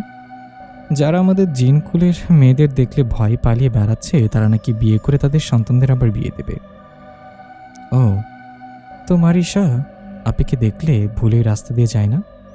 তোমরা দুজন কিন্তু আমাদের অপমান করছো। আমরা রাগলে তোমাদের খবর আছে। আমরা দুই বন্ধু সব করতে পারি। তাহলে একটা চ্যালেঞ্জ হয়ে যাক, কি বলিস? কি বলছো ভাইয়া? এরা জীবনেও করতে পারবে না। তুই চুপ কর, বলো আমি রাজি। তাহলে 7 দিনের মধ্যে হিম তুই যে কোনো মেয়েকে পটিয়ে দেখা, আর মিস্টার জয় আপনি মারিসার সাথে এই 7 দিন ও যা যা বলবে তাই করতে হবে। রাজি আপনারা দুজন? ভাইয়া আপনি কাদের কি বলছেন? এরা নামই জিন, কাজে ভিতর টিম। রাজি, আমরা রাজি বলেই আবিদার মাথায় টোকা দিয়ে চলে যায়। আমি ফেসে গেছি রে হিম এখন। তাও তো তোমার লাইলি আছে মারিসা। আমার এই 7 দিনের মধ্যে আমি আমার লাইলি কই পামু? আমার তো মেয়ে দেখলেই ভয় হাত পা কাঁপে। আমি যাই মারিসার কাছে, আর আমারে সাহায্য করবে কে? লাইলি পাইলে বইলেও সাহায্য করব। এখন আমি যাই, 7 দিন মারিসার সাথে থাকতে হবে বলে চলে গেল। হিম এদিকে চিন্তা করতে করতে একটা ছাদে এসে বসলো। সে তার লাইলি কই পাবে? হঠাৎ কারোর কান্নার আওয়াজ পেল। সে চারিদিকে তাকিয়ে আছে, কিন্তু কাউকে দেখতে পাচ্ছে না। সে এবার ছাদের পেছনের দিকে এগিয়ে এলো, দেখলো একটা মেয়ে কান্না করছে। তুমি কান্না করছো কেন? মেয়েটা চমকে ওঠে। সে হিমের দিকে তাকিয়ে আছে। এত সুন্দর সুদর্শন পুরুষ আগে কখনো দেখেনি। আপনি কে? আর এই ছাদে আসলেন কিভাবে? এখানে তো কোনো অপরিচিত লোক আসতে পারে না। ও, আপনি তাহলে মাদিরাকে দেখতে আসা সেই ছেলে। হিম যেন আটকে গেছে। মেয়েটা কান্না করছে, তবুও দেখতে পুরীর থেকে কম মনে হচ্ছে না। এত সুন্দর তার চেহারার গঠন যে কেউ একবার তাকালে তার প্রেমে পড়ে যাবে। আপনি এখান থেকে চলে যান। আপনাকে যদি আমার সাথে দেখে বাবা আমাকে অনেক মারবে। আপনি এভাবে আমার দিকে তাকিয়ে আছেন কেন? তোমার নাম কি? আপনি মাদিরাকে দেখতে আসছেন না? তাহলে আমার নাম জিজ্ঞাসা করছেন কেন? না, আমি কাউকে দেখতে আসিনি। আপনি কে? তাহলে ছাদে এসেছেন কিভাবে? আমার নাম হিম, আর এই ছাদটা আমার ভালো লাগছে তাই এখানে এসেছি, আর এখানে এখন প্রতিদিন আসব। তোমার নাম কি আমাকে বলবে? আমার নাম সোহানা সাবা। সবাই সাবা বলে ডাকে। এর মধ্যেই কে যেন সবাইকে ডাকে। আমি আসি, আর সাবধান, বাবা আপনাকে দেখতে পেলে অপমান করবেন। চলে যান। কাল দেখা হবে এই সময়। এখন কি আমার বন্ধু? সাবা হিমের দিকে তাকাল আর কিছু না বলে চলে গেল। হিমাত চলে গেল, তার চোখের ঘুম উড়ে গেছে সবাইকে দেখে। রাত হয়েছে। হিম আসার পর থেকে জয়সহ সবাই খেয়াল করলো হিম একটু অস্বাভাবিক আচরণ করছে। তোর কি হয়েছে? এভাবে একা একা কোথায় হারিয়ে গিয়েছিস? হিমার হায়াত 2-3 বছরের বড়। কিছু না। এভাবে কয়েকদিন একই সময় হিম সবার সাথে দেখা করে। সাবা স্নেহার মায়ের নাম। সেদিন সাবা তার দুঃখের কথা হিমকে বলল। আপনি আমার লাইফের ভালো একজন বন্ধু। অনেক কিছুই কয়েকদিনে আপনি আমার সম্পর্কে জানেন, তবে তা আমার পছন্দ অপছন্দ। কিন্তু আজ আমি আমার জীবনের কয়েকটি ঘটনা সম্পর্কে বলতে চাই। আমরা বন্ধু হয়েছি বলতে পারো, আমি শুনতে চাই। আপনি জানেন, আমি আমার বাবার অলক্ষণে মেয়ে। মা বাবার সন্তান কখনো অলক্ষণে হয় না সাবা। আপনি কিছু জানেন না। আমার জন্মের সময়ই মা মারা যায়। বাবা আমাকে সে থেকে অলক্ষণে মেয়ে ভাবে। মা মারা যাওয়ার 30 দিনের মাথায় বাবা আবার বিয়ে করে। আমাকে আমার দাদি লালন পালন করে। মায়ের আবদার এবং আদর কখনোই পাইনি, বাবার আদরও না। 10 বছর বয়সে দাদিও মারা যায়। দাদি মারা যাওয়ার পরেই সৎ মায়ের অত্যাচার শুরু। আমি আর আমার বোন মাদিয়া মাত্র 1 বছরের ছোট বড়। এই অত্যাচারের মধ্যে এই পর্যন্ত আমি একটুও সৎ মা আর বোন কেমন কোনোদিন নেইনি। বাবার হাতে মারও না খাওয়ায় সেদিন আমি ছাদে এই কারণেই ছিলাম, মাদিরাকে দেখতে আসলেই ছেলেগুলো আমাকে পছন্দ করে। এতেও কি আমার দোষ? কিন্তু সৎমা আমাকেই দোষ দেয়, তাই সেদিন নিচে থেকে ছাদে এসেছিলাম। সাবা, আমি বুঝতে পারছি আমি এই কয়েকদিনে তোমাকে বলার আগেই হিমার সাবাকে একসাথে সবার বাবা দেখে নেয়। তখনই ঘটল অনেক বড় ধামাকা। সাবাকে সাবার বাবা মারছে আর হিমকে নিয়ে নিয়ে নিচে আসছে। এভাবে এত বড় একটা কাণ্ড ঘটে যাবে হিম বুঝতে পারিনি। এদিকে হিমকে দেখে মাদিরা হিমের প্রেমে পড়েছে। মাদিরা তার মায়ের কানে কানে কিছু একটা বলল। সৎমাস বলল, শোন ছেলে, তোমার বাসায় খবর দাও। তুমি কি একটা বড় কাণ্ড ঘটিয়েছ, তোমার খবর আছে। আমাদের কোনো দোষ নেই, তবুও আপনারা বলছেনই যেমন আমি সাবাকে বিয়ে করতে রাজি আছি। তোমাকে জানানি চেনা নেই, তোমার কাছে মেয়ে বিয়ে দিব না। আমাকে সবাই চেনে, আমি হিম চৌধুরী, চৌধুরী বংশের ছেলে। আপনি সেই যে হায়াত চৌধুরীর ভাই হিম চৌধুরী? হ্যাঁ। আপনারা একটু ওয়েট করুন, আমি আমার ফ্যামিলিকে ডাকছি। মিনিট 10-এর মধ্যে হায়াত, জয়, আদিবা চলে আসলো। সব ঘটনা জানলো। তারাও রাজি হয়ে গেল। কালকের মধ্যে সাবাকে বিয়ে করে নিয়ে আসবে হিম, এমন কথা বলে সবাই চলে গেল। এদিকে মাদিরা জ্বলে পড়ে শেষ। সে কোনোভাবে মেনে নিতে পারছে না এক দেখাতে সেও হিমের প্রেমে পড়ছে। আর তার মা ঠিক করলো সবাইকে ইমোশনাল ব্ল্যাকমেল করবে। যেমন ভাবা তেমন কাজ। কিন্তু সবার মন মানসিকতা পরিবর্তন করতে পারে নাই। পরের দিন কয়েকজন গণ্যমান্য মানুষদের নিয়ে হিম আর জয়ের বাবা মানেই আয়াত, আবিদা আর জয় আসলো সাবার বাড়ি। সাবার হিমের বিয়ে হয়ে গেল। ফুলশয্যা রাতে হিম সাবাকে তার সত্যি পরিচয় তুলে ধরে। এতে সাবা মেনে নিতে পারে না, তাই সে দৌড়ে রুম থেকে বেরিয়ে যায়। এই সুযোগে মাদিরা রুমে প্রবেশ করল হিমকে জড়িয়ে ধরে। হিম মনে করে এটা সাবা, তাই সে পেছনে ফিরেই, তুমি আমাকে মেনে নিয়েছো, এতেই আমি খুশি। ওকে ছেড়ে দিয়ে আমাকে মেনে নাও। কি আছে ওর মধ্যে যে আমার মধ্যে নেই? কথাটা বলার সাথে সাথে হিম মাদিরাকে ছুঁড়ে ফেলল। তুমি এখানে কি করছো আর আমাকে এভাবে জড়িয়ে ধরছো কোন সাহসে? আমি আপনাকে ভালোবাসি, ওই সবার থেকেও বেশি। ও তো পড়াশোনাও করেনি, ওর থেকে বেশি সুখে রাখবো আমি, বলে আবার হিমকে জড়িয়ে ধরল। হিম আর সহ্য করতে না পেরে মাদিরাকে একটা থাপ্পড় দিল। চলে যাও, আর কখনো আসবে না আমার সামনে। মাদিরা কান্না করতে করতে বলল, আমি তোমাকে আমার করে চাই। তুমি আমার না হলে সাবারও হতে পারবে না। তুমি যে জিন তা আমি জানি, তাও তোমাকে আমার করে পেতে চাই। তুমি আমার সাবার পায়ের নখের যোগ্য না। বলি সাবাকে খুঁজতে চলে গেল। এদিকে জয়ের স্ত্রী মারিসা আর তার সন্তান শিহাব 5 বছরের সাবাকে দেখতে আসছে। হিম সব ঘটনা জয়কে বলল। জয় বলল, চিন্তা করিস না, ভাবি মনে হয় ছাদে গিয়ে দেখে সাবা বসে কান্না করছে। কি করলে তুমি আমাকে ভয় পাবে না আর আমাকে মেনে নিবে? আপনি আমার জন্য কি সাধারণ মানুষ হতে পারবেন না? হিম সেদিন রাতেই তার সমস্ত জিন শক্তি ত্যাগ করে সাধারণ মানুষে রূপান্তরিত হয়। সাবা আস্তে আস্তে সবার সাথে মিশতে থাকে, আর মারিসার সাথে সবচেয়ে বেশি। শিহাবকে কয়েকদিনে তার ছেলের মতো ভালোবাসতে শুরু করেছে। হায়াত বিয়ে করে ব্যবসা নিয়ে দূরে সেটেল হয়ে গেছে। শিহাবের মামি ভাইয়ের সাথে আবিদারও বিয়ে হয়ে গেছে। সাবা 3 মাসে প্রেগনেন্ট। সব ঠিকঠাক মতো করে চলেছে। এরই মধ্যে মাদিরা 2বার হিমের সাথে দেখা করার চেষ্টা করেছে, কিন্তু ততবারই হিম অপমান করে তাড়িয়ে দেয়। সেদিনের পর থেকে আর কখনো মাদিরাকে দেখতে পাইনি। তারপর স্নেহা জন্ম হয়। বাকি কাহিনী সবাই জানেন। স্নেহার 7 থেকে 8 বছর বয়স হবে। ওই দিন শিহাবরা আমেরিকা থেকে আসে। সবাই একসাথে হই, কিন্তু এর আগের রাতে, রাত তখন 1টা, সাবা হঠাৎ করেই মধ্যরাতে হেঁটে কোথাও যেন যাচ্ছে। আমি যতক্ষণ ওকে যে ধরবো এর আগেই অন্ধকারে হারিয়ে গেল। আমি অনেক খুঁজেছি, পেলাম না। রাত 3টার দিকে ও নিজ ইচ্ছায় বাড়ি ফিরে আসে, কিন্তু কেন যেন ওকে আমার সাবা মনে হচ্ছিল না। আমি অনেকবার ওকে জিজ্ঞাসা করলাম, কোথায় ছিলে, এতক্ষণ কি হয়েছে, কিন্তু ও কিছুতেই জবাব দিল না। বিছানায় শুয়ে ঘুমিয়ে পড়ে। সেদিন রাতে আমি আর তেমন ঘুমাতে পারলাম না। সকাল হতে ওর আচার আচরণটাও পাল্টে গেল। এ যেন সাবা না অন্য কেউ। সারাদিনও কি যেন পড়েছে মুখে মুখে। সেদিন ওর আদরের মেয়ে ওর কাছে বিষতুল্য হয়ে ওঠে। যে সাবা কোনোদিন তার মেয়ের গায়ে হাত তুলেনি, সেদিন বিকেলে স্নেহাকে অনেক মারে। স্নেহার জ্বর এসে যায়, তাই ওকে আমি ওষুধ খাইয়ে বাসায় কাজের লোকেদের কাছে রেখে আসি।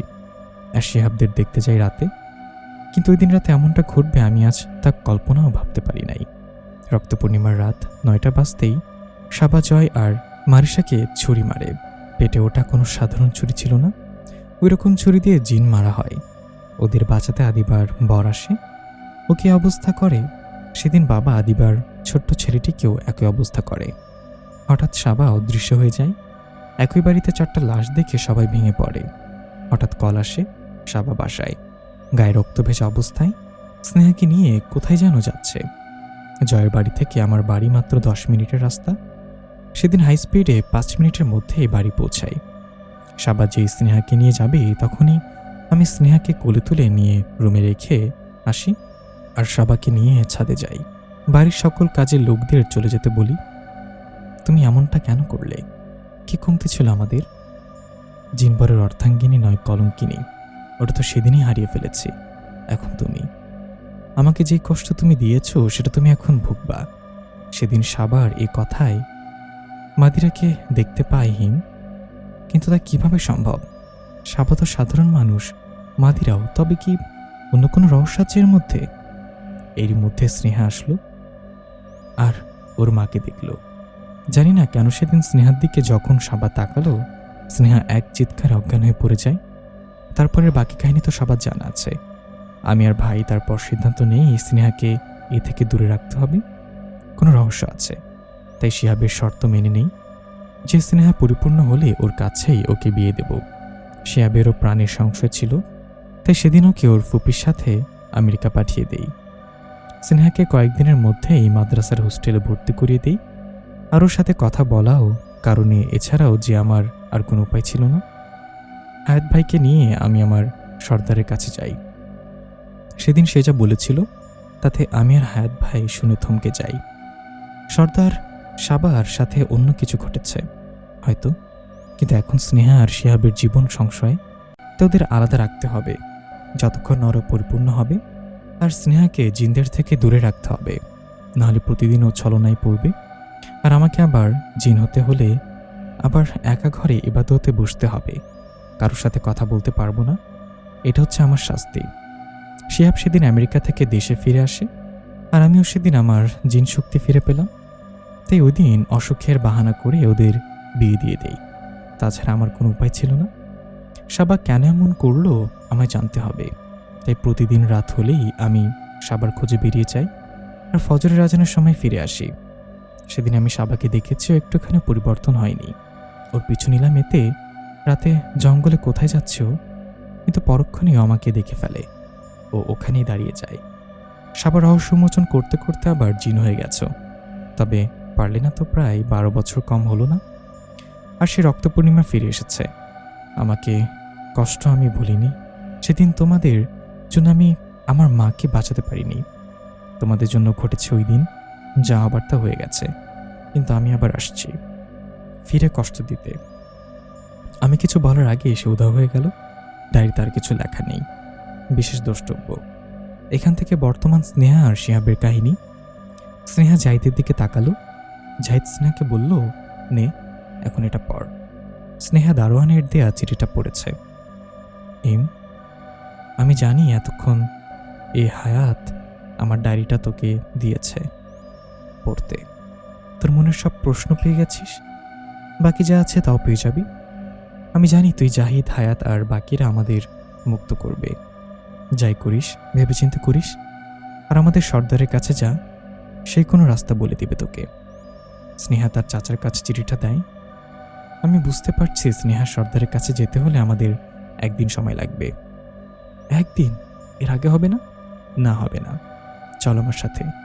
জাহিদ, স্নেহা আর চাচা সর্দারের কাছে যাওয়ার জন্য রওনা দিল। একদিন পর জিন রাজ্যে চাচা, স্নেহা আর জাহিদ সর্দারের কাছে এসে পৌঁছায়। হায়াত, এটা তোমার। হিমের মেয়ে স্নেহা। ও, রক্ত পূর্ণিমা এসে গেছে। হিম পরশু রাতে আমার সাথে দেখা করতে এসেছিল। কি করব? আপনি তো সবই জানেন। কিছু করেন? আমি আর কি করব? যা করবে সব তুমি করবে স্নেহা। এটা নাও, ওদের মুক্তি করতে এটা কাজে লাগবে। আর সময় মতো সব ঠিক হয়ে যাবে ইনশাল্লাহ। রক্ত পূর্ণিমা আসতে আরও 2 দিন বাকি আছে। এখন এখান থেকে ওদের রাস্তায় যেতে তোমাদের আরও 1 দিন লাগবে। কারণ ওরা যে জঙ্গলে আছে সেটা কোনো সাধারণ জঙ্গল নয়। ওই জঙ্গলে জিনদের বন্দি করা হয়, আর প্রতি 1 যুগ পর পর রক্ত পূর্ণিমায় নির্ধারিত সময়ে বলি দেয়া হয়। বিপদ আসবে, সামলে নিও। একটা গার্ডকে ইশারা দিলে ওদের রাস্তা দেখিয়ে দিতে। গার্ড ওদের রাস্তা দেখিয়ে দিল আর চলে গেল। জাহিদ আর স্নেহা একটু দাঁড়ালো। বাবা, তুমি চলে যাও, এই রাস্তা আমরা 2 জন পাড়ি দেব। না, এটা হতে পারে না। জয়কে বাঁচাতে পারিনি, এখন ওর সন্তান হিম আর আবিদাকে হারাতে পারবো না। আমি সাথে যাব। সবাই হাঁটতে লাগলো, কিন্তু স্নেহার কেন যেন মনে হতে লাগলো কেউ তাকে ফলো করছে। সে কিছুক্ষণ পরেই পেছনে তাকাচ্ছে, কিন্তু কাউকে দেখতে পাচ্ছে না।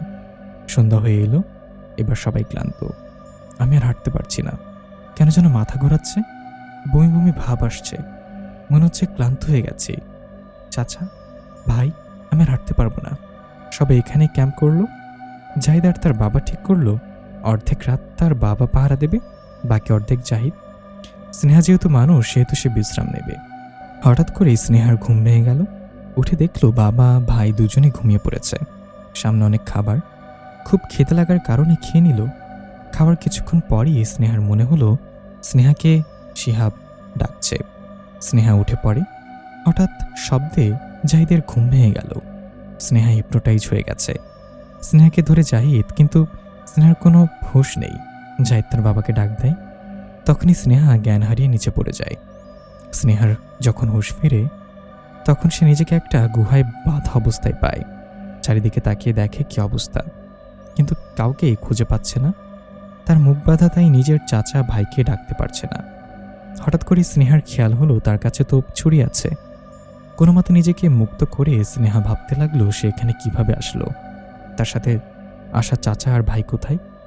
হঠাৎ করে কেউ স্নেহাকে পেছন থেকে ধরে। ভয়ে পেছনে তাকিয়ে স্নেহা অবাক হয়ে গেল। দেখে শিহাবের চাচাতো ভাই রাত আর রায়হান। রাত ভাই, রায়হান ভাই, আপনারা এখানে? কিছুক্ষণ পর রক্ত পূর্ণিমার রাত শুরু হবে, আর আমরা খুঁজে নিয়েছি বাকিরা সবাই গুহার পেছনের দিকে আসছে। চল। আপনারা জানলেন কিভাবে আমি এখানে? জাহিদ এই জঙ্গলে ঢোকার আগে আমাকে ইনফর্ম করেছে, কিন্তু ওরা কোথায়? আমার তো জানি শিহাব, তোমার বাবা আর ফুপিকে ওখানে বন্দি করে রেখেছে। অন্য জাহিদার চাচাও। চলো। রাতার রায়হানকে ভরসা করে স্নেহা গুহার পেছনের দিকে এগিয়ে যায়। ওখানে যেতে পুরো জঙ্গলটা অন্ধকারে পরিণত হয়। আকাশে চাঁদ উঠল, কিন্তু এই চাঁদটা একটু ভিন্ন রকম। স্নেহা ভাবতে লাগলো, তাহলে কি আজই রক্ত পূর্ণিমা? এই সেই চাঁদ। পেছনে রাত আর রায়হান। এর দিকে তাকিয়ে দেখে রাত আর রায়হান নেই। স্নেহা ভয় পেয়ে নিচে পড়ে গেল। হঠাৎ কেউ একজন বলল, ভয় পেয়েছে আমার মামুনিটা। ভয় পেও না, আমি তো আছি, তাই না? স্নেহা পিছনে ফিরে তাকাতে দেখলো একটা মহিলা দাঁড়িয়ে আছে অন্ধকারে। একটা লোক আসলো আর আগুন ধরিয়ে দিল। আগুনের জলকানিতে সবকিছু স্পষ্ট বোঝা যাচ্ছে। আশেপাশে তাকিয়ে দেখে স্নেহা কেমন অদ্ভুত করে সাজিয়েছে জায়গাটা। মহিলাটি অন্ধকার থেকে আলোর দিকে এগিয়ে আসছে। স্নেহা আরেকবার থমকে যায়, কারণ যে মহিলাটি তার সামনে আছে সে আর কেউ না, তার মা। স্নেহার মুখ দিয়ে অজান্তে বের হয়ে আসলো, মা। মহিলাটি পেছন থেকে আরো দুজন লোক বেরিয়ে আসলো। একজন দেখতে খুবই অদ্ভুত, যেন তান্ত্রিকদের মতো দেখতে হুবহু। আরেকজনকে দেখে বলল, রাহুল, তুমি এখানে? হ্যাঁ, আমি এখানে। আমার প্রতিশোধ পূরণ করতে হবে না? ডার্লিং, কেন বোঝে না? বোঝার ভান করছো না কেন? কি ক্ষতি করেছে আমি তোমার? ওফ ওফ ডার্লিং, তো জানেই না কিছু। তাহলে শোনো, সেদিন রাতে তোর হাজবেন্ড আমার বংশকে নির্বংশ করে দিছে। তোর হাজবেন্ডের জন্য আমি কখনো বাবা হতে পারবো না। আমার কি ভুলটা ছিল? তোর হাজবেন্ডের শক্তি নিয়ে অহংকার, তাই না? দেখ, ওই গাছের ডালে তাকিয়ে দেখ, কিভাবে বোতলবন্দি করে ঝুলিয়ে রেখেছি। স্নেহা তাকিয়ে দেখে তার শাশুড়ি, ভাই, চাচা, বাবা শিহাব বোতলে বন্দি হয়ে আছে। স্নেহা এদিকে দৌড়ে যেতেই সামনে তার মা চলে আসে। আপনি আমার মা হতে পারেনি না। কি আপনি? কি ক্ষতি করেছে আপনার? ক্ষতি? ওফ মামনি, তুমি আমার ক্ষতি করবে কিভাবে? তুমি তো আমার মেয়ে। মেয়ে? আমার ঘৃণা হয় তোমাকে দেখতে, তোমাকে মা বলে ডাকতে। তবে হ্যাঁ, আমি এটা বুঝে গেছি তুমি আমার মা নও। কি তুমি? যাক, বাপ না পারলেও মেয়ে তো বুঝতে পেরেছে। হ্যাঁ, আমি শাবানা, তোমার মায়ের সৎ বোন মাদিরা। বলেই জোরে হাসতে শুরু করলো। আমার জানা মতে আপনি তো সাধারণ মানুষ, তাই না?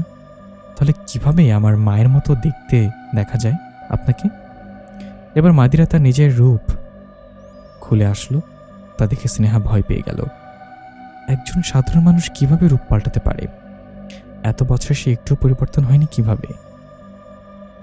আমি মানুষ নই মামুনি, আমি অতৃপ্ত আত্মা, যে প্রতিশোধের আগুনে দগ্ধ হয়েছে বারবার তোমার বাবা মায়ের থেকে।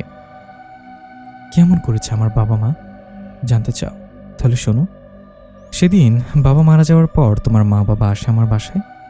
আমি আমার জীবনের সবচেয়ে বড় ভুল করেছি তোমার মাকে না চিনে। ওকে আর মা প্রতিদিন নানাভাবে অত্যাচার করেছে। বাবা প্রতিদিন ওকে আমাদের কথায় মারত, তবুও সাবা বাবার জন্য মায়া আমি সেদিন দেখেছি। আমি বুঝতে পেরেছিলাম সেদিন বাবা সত্যি একজন ভালো মনের মানুষ। ও বাবাকে নিয়ে ব্যস্ত ছিল। সেই সুযোগে আমি আবারও হিমের কাছে যাই, হিমের পা ধরি যাতে ও আমাকে মেনে নেয়। আমি হিমকে এতটাই ভালোবেসেছি যে ওকে ছাড়া অন্য কাউকে আমার জীবনে আসতে দেইনি। আমি সবার প্রতি হিমের কেয়ার দেখে ওর প্রেমে পড়েছিলাম, তাই ওর রাখিনি হতে চেয়েছিলাম। কিন্তু আমাকে সেদিন অপমান করে। বাবার মৃত্যুর কয়েকদিন পর আমি আর মা জানতে পারলাম বাবার অনেক ঋণ আছে। আমরা সেদিন রাস্তায় এসে পড়ি। মাকে সেদিন হিমের কাছে পাঠাই সাহায্যের জন্য, কারণ আমি হিমের সামনে কোন মুখে যাব? এই সাবা আপুর সাথে দেখা করতে যাই। সেদিন যে শুনলাম সাবা আপু 7 মাসের অন্তঃসত্ত্বা, আমি আরও ভেঙে পড়লাম। সবার সাথে দেখা না করে চলে আসলাম। হঠাৎ বাড়িতে শোরগোলের আওয়াজ পেলাম। আমি দৌড়ে বাইরে যাই।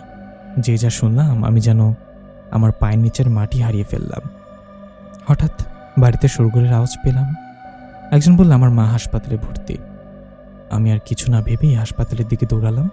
হাসপাতালে পৌঁছে মাকে শেষ নিঃশ্বাস নিচ্ছে। আমি মায়ের কাছে যাই।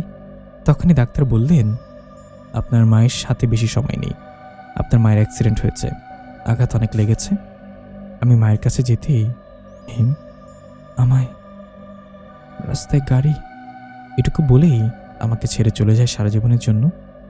আমি পুরোই ভেঙে পড়লাম। কেবিনের বাইরে আসতেই উনি তান্ত্রিকদের মতো দেখতে আমাকে বললেন যে তোমার বাবা আমার মাকে গাড়ির সামনে ধাক্কা দিয়েছেন। আমার বাবা এরকম করতেই পারে না, তোমার কথা ভুল হচ্ছে। কিন্তু আমার মাকে তুমি কি করেছ? তোমার বাবার পাপের শাস্তি দিয়েছি। ওই দিন শিহাবরা আসার আগের রাতে আমি আমার মায়াজালে তোমার মাকে হিপনোটাইজ করেছিলাম। মধ্যরাতে ওকে মায়াজালের টানে আমার কাছে আনি, সবার জ্ঞান ফিরিয়ে দেই। আমি জিজ্ঞাসা করলাম, আমি তোমার বোন আর মায়ের খেয়াল রেখেছিস, আমি কি তোর দায়িত্ব নই? কিভাবে তোদের কাছে জেনে নেব?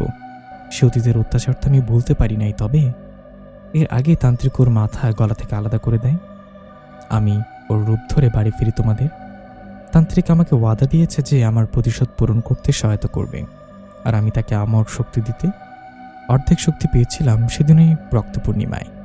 তবে আমার ভুলের কারণে আমি হারিয়ে ফেললাম। ওই দিন যদি শিশু আবিদার ছোট্ট ছেলেকে না মারতাম তবে ওই শক্তি আজ থাকতো। তবে আজ পুরো শক্তিতে পরিণত হবে। আজ এদের তো বলি দেব, সাথে এক আগত অতিথি জিনকেও। আপনি অনেক কিছু জানেন না। সেদিন আপনার মায়ের অ্যাক্সিডেন্ট আমার বাবা করায়নি। আপনার মায়ের কি হয়েছে তা আজ পর্যন্ত আমার বাবা অজানা, আর আমার মাও জানতো না। এই বলে স্নেহা তার বাবার বোতলটা খুলে দিল। বাবা, সেদিন নানি আসছিল না তোমার কাছে? কি হয়েছিল সেদিন? মাদির এত কিছু হয়ে গেছে আমরা জানতাম না।